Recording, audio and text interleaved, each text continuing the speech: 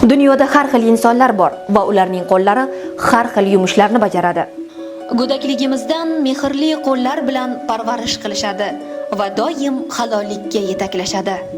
Juda ko'p mehnat qilib kam rizq terib ishlayotgan qo'llar bugun topayotgan daromadlaridan rozi ekanligi uchun hayotlari tinch, yorug' yuz bilan topganiga shukr qilib halol non yeyishmoqda.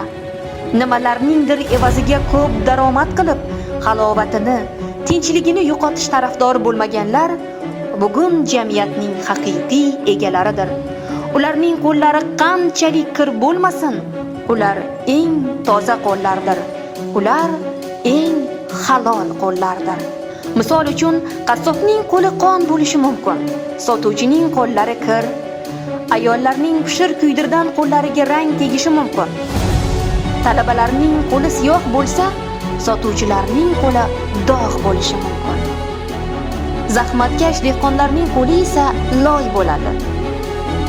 Poyabzal ustasining qo'lini igna tirnasa, uni malham bilan davolasa bo'ladi. Ammo bular qo'rqinchli emas.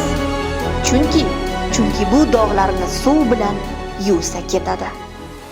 Afsuski, shunday qo'llar ham borki, ular o'zlarini kam mehnat evaziga mansabini suiiste'mol qilib, poraxo'rlik degan qora dog'ga bulg'ashadi, korrupsiyaga yo'l qo'yishadi. Bu dog'ga hech narsa malham bo'la olmaydi.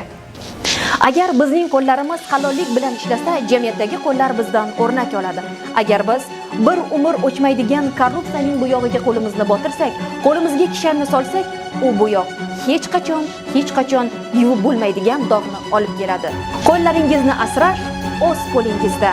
Butun dunyo taqdiri sizning qo'llaringizda.